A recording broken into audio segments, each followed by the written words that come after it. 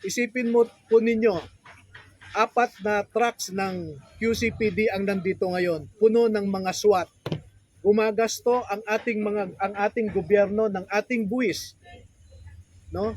Na ang mga pulis na ito ay dapat nasa ibang lansangan para mapanatili ang operation nila for crime prevention, pero nandito sila ngayon para magbigay tulong sa isang sheriff na gumagawa ng isang illegal na bagay. Kaya nakikiusap po ako sana sa ating mga kapulisan na sundin natin ang batas at hindi porke galing sa huwes ang order na yan, pwede na nating sundin na ipikit natin ang ating mga mata. Hindi po ganyan ang mandato ng ating kapulisan. In fact, hello, magandang umaga po.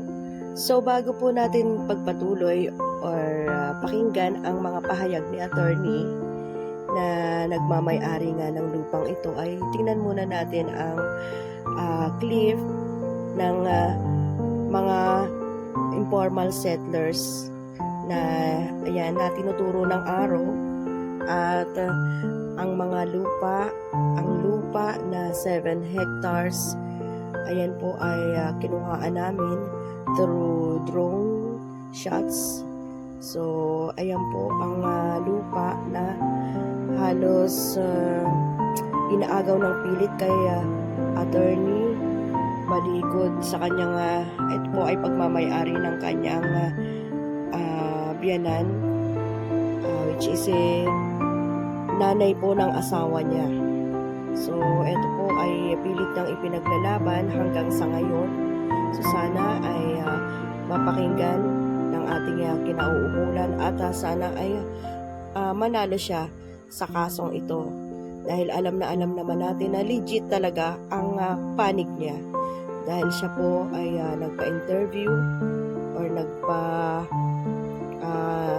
lumabas sa media para sa usaping ito.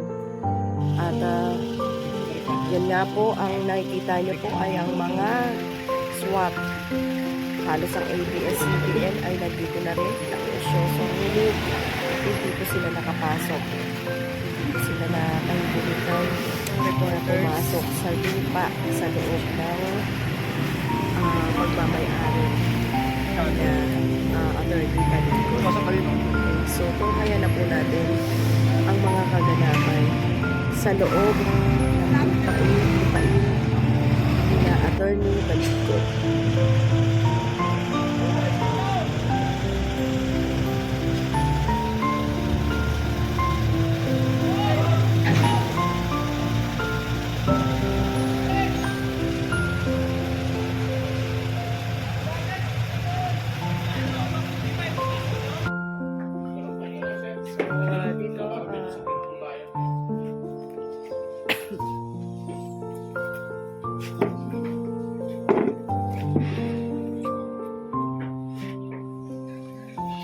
So doon guys ang mga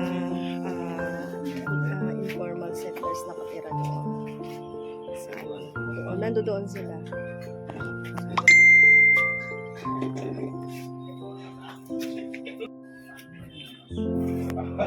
Paano mo nalaman na naman sila? Nagbibigay naman sa'yo pag Yung video mo sinisita na doon eh.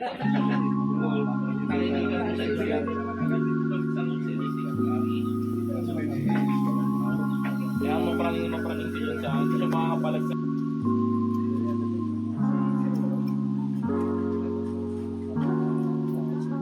So ayan, pumasok na rin po ang mga one guardians dito na supporter kay attorney Balinggo. Hi sir! Kayo lang ba? Ilan kayo rito? Bali, PTCM mga building. Mga 20. Ayan.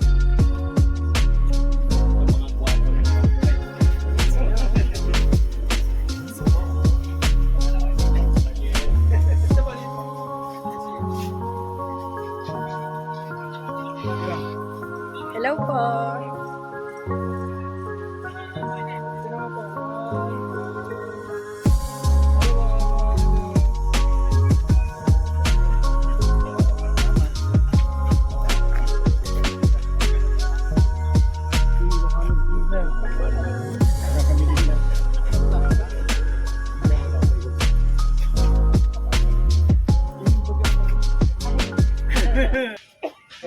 Magandang umaga po sa inyong lahat.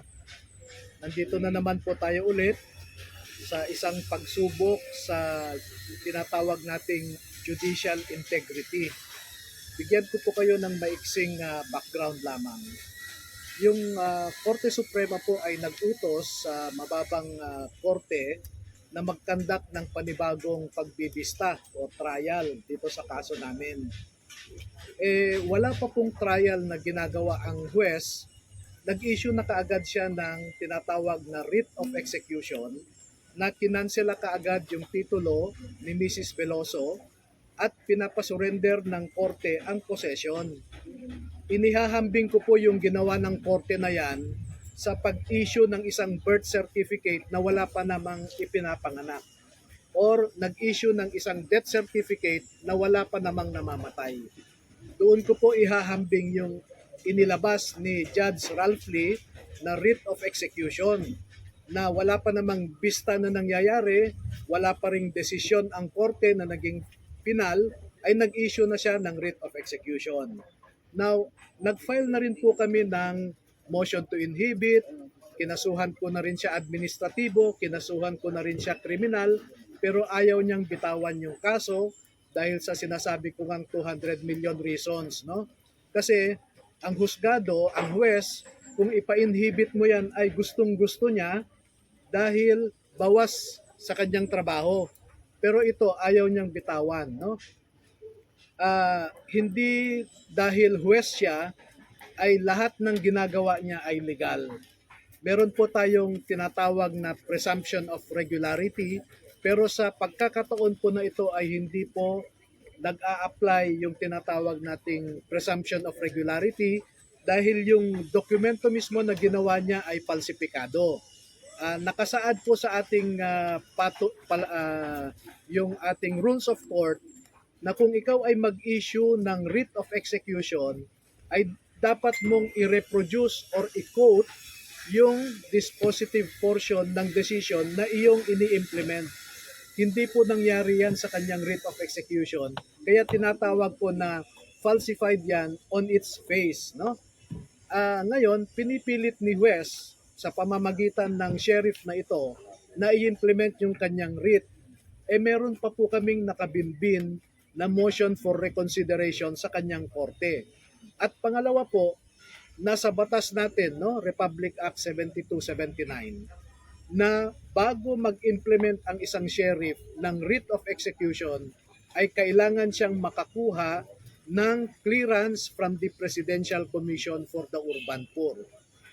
Noong una po ay nag-implement sila noong September 1 na walang pick-up clearance, kaya napilitan silang umatras.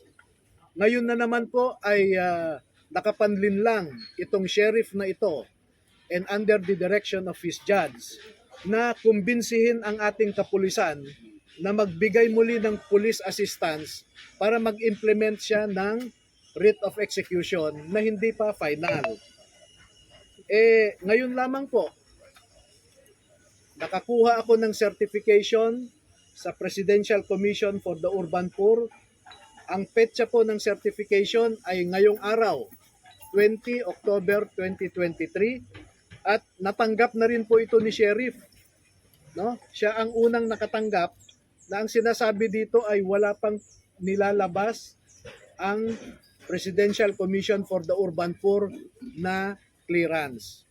Alam niyo po ang ginawa ng huwes, nag-issue siya ng order na kahit wala na raw pick-up clearance, pwedeng i-implement ni sheriff. Illegal na naman po yan na gawain. Kasi maliwanag sa mga administrative circulars ng Supreme Court, manual sa mga sheriff, pati na rin sa manual of operation ng ating kapulisan na kailangang makompleto muna ang dokumento bago magbigay ng police assistance. Ang nalaman ko po, yung NCRPO chief na si General Nartates, ang siyang nag-utos na naman na magbigay ng police assistance sa sheriff.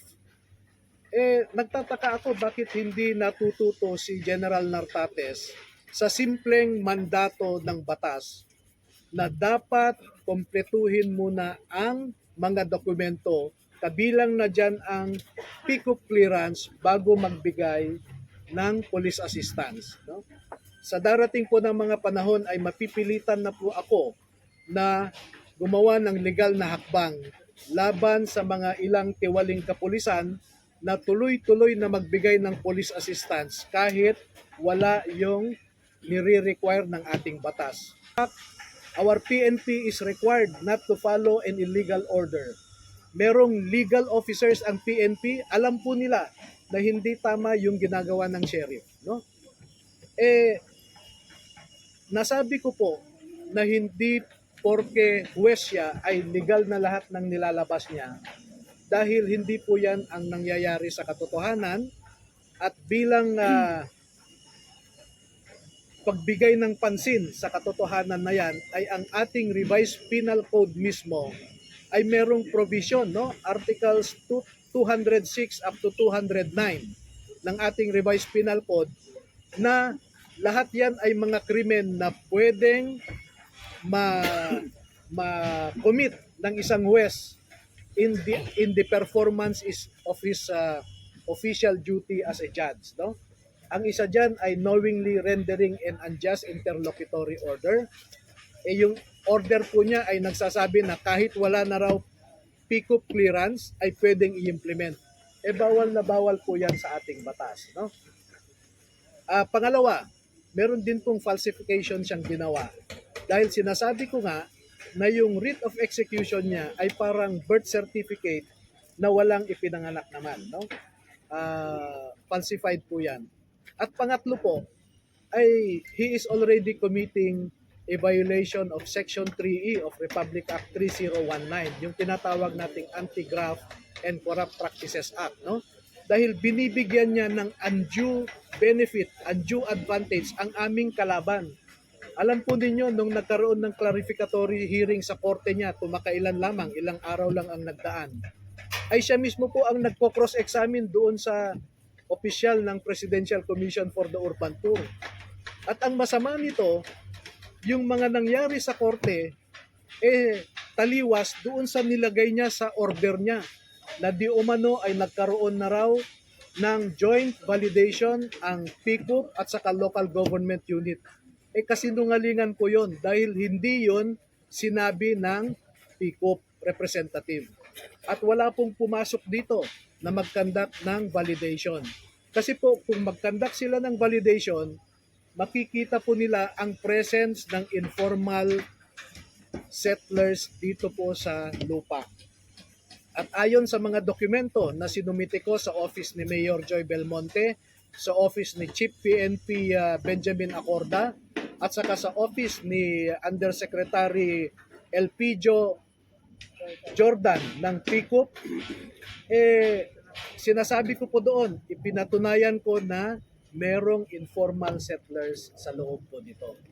Kaya po, dahil hindi po namin masawata ang paggamit ng judicial power sa illegal na pamamaraan, ay binabuti po naming humingi ng tulong sa media, sa ating mga kababayan, para po samahan kami sa paglaban sa isang bagay na illegal na paggamit ng judicial power. Sana po si Judge Ralph Lee ay mahiya naman. Meron na kaming final na motion to inhibit, meron kaming final na administrative and criminal cases. That should be enough reason for him to recuse himself, to inhibit himself from this case. Pero ano po yung rason bakit ayaw nyo pong bitawan ito? Alam ko po yung rason, Judge Ralph Lee, no? At darating po ang panahon na magtutuos din po tayo. Magkikita po at magtutugma, our path will meet someday. Salamat po at handa po akong sumagot sa anumang katanungan.